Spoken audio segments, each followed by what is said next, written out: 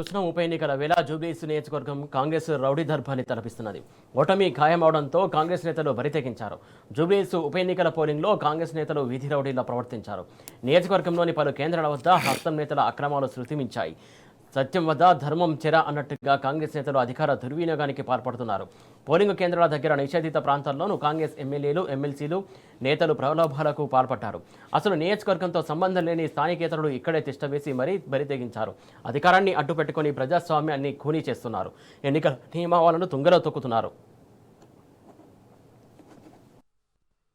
ఇక్కడ టోటల్గా 5 బూత్ ఉన్నాయి. ఇక్కడ మా దాదాపుగా అరౌండ్ 4500 ఓటర్స్ ఉంటారు. ప్రశాంత వాతావరణంలో ఎలక్షన్ జరుగుతుంది. వాళ్ళు సిబ్బందితో ఉన్నారు, టీ షర్ట్లు వేసుకొని చేస్తున్నారు. దీనిపైన మీరు కామెంట్ చెప్పండి సార్. మేము అడుగుతానేమో మా మీద దాడులు చేస్తారు. కాంగ్రెస్ పార్టీకి సంబంధించిన ఒక ఎమ్మెల్యే మాస్క్ పెట్టుకొని ఇక్కడ తిరుగుతున్నారు. చూడండి ఏడున్నారయ్యా సైడ్ వెళ్ళాలి తీసుకొచ్చి పెడితే నేను ఏం చెప్పాలి ఉన్నగా చేస్తున్నాం. టీ షర్ట్లు ధరించి మేము చేస్తున్నాం. చూడండి అన్యాయం కదా ఇది. ఇట్లా రౌడీజం చేయొచ్చా? ఇట్లా టేబుల్ తీసేయమని కొట్టడం చేయటం ఎంత తప్పు ఇది. ఇక్కడే ఉన్నారు పోలీసులు అందరూ కూడా ఒక్క మాట మాట్లాడలేదంట. ఎవరు ఏరి కొట్టించుకున్న వాళ్ళు ఏరమ్మా? ఎవరు కొట్టారు? ఎవరు బాబా బసీద్. మరి మీరు ఊరుకున్నారా? కానీ రానివ్వకూడదు అతన్ని. ఇంత రౌడీజమా కాదు. ఇట్లా రౌడీజం చేసి ప్రజలను భయభ్రాంతులకు గురి చేస్తే ఎట్లా అయ్యా?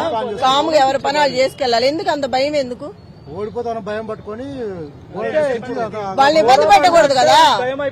ఏరి వెళ్ళిపోయారు. ఇక్కడ పోలీసులు అందరూ వెళ్ళిపోయారు. మరి నన్ను చూసి మరి ఉండాలి కదా. వాళ్ళు ఇప్పుడు కూడా మాట్లాడాలి కదా. మరి నేను వచ్చినప్పుడు ఏం జరిగిందో వాళ్ళు కూడా చెప్పాలి కదా మీకు.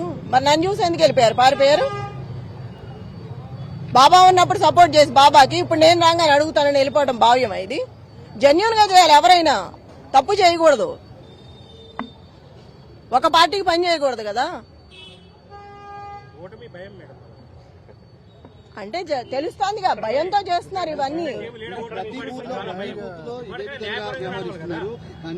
ఇప్పుడు పైసలు పంచుతూ ఇష్టానుసారంగా దాడులు చేస్తూ పోలీసులు కూడా వాళ్ళకే సపోర్ట్ చేస్తున్నారు. నేను ఒకటే మనవి చేస్తున్నా పోలీసులకి, అన్నదమ్ముళ్ళారా మాకు జెన్యూన్ గా ఉండండి. వాళ్ళకి సపోర్ట్ చేయొద్దు, మాకు సపోర్ట్ చేయొద్దు. రూల్ ప్రకారం ఎట్లా ఉండాలో అట్లా ఉండండి. దయచేసి దౌర్జన్యం చేయొద్దు. మీరు కూడా చూస్తా ఊరుకోవద్దు. ఆపండి.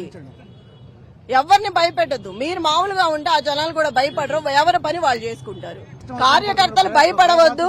స్ట్రాంగ్ గా నిలబడండి. ఏదైనా కూడా వాళ్ళు ఏది చేసినా కూడా మీరు గట్టిగా చెప్పండి. ఎవరి పని వాళ్ళు చేసుకుందాము. ఇది పద్ధతి కాదు. ఇలాంటి టైంలో పోలీస్ సోదరులందరికీ నేను విజ్ఞప్తి చేస్తున్నాను.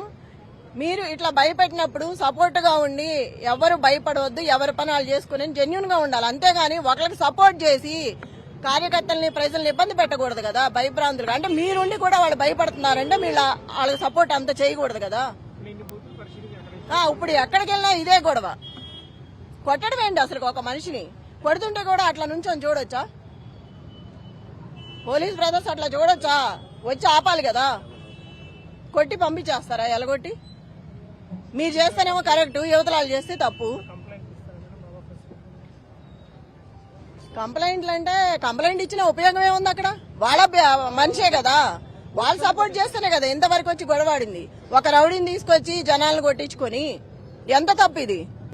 మీ గోపాన్ని ఉన్నప్పుడు ఎప్పుడన్నా జరిగిందా ఇట్లా? మనిషి అడిగేసాడంటే పారిపోయేవాళ్ళు ఇటాళ్ళడు. ఎంత అన్యాయం చెప్పండి. ఎంత భయపెడతారా మనుషుల్ని? కొట్టడం ఏంటి అసలుకి? ఎందుకు వెళ్ళిపోయారు? ఇప్పుడు 10 మంది ఉన్నారు ఇక్కడ పోలీసులు. మరి నేను రాగానే మీరు చెప్తా అంటే వచ్చి మేడం జరిగింది ఏదని చెప్పకుండా ఏది మన మనిషికి వార్నింగ్ ఇస్తున్నారు పోలీసులు. మరి అంత చెప్పండి ఎంత తప్పు ఇది.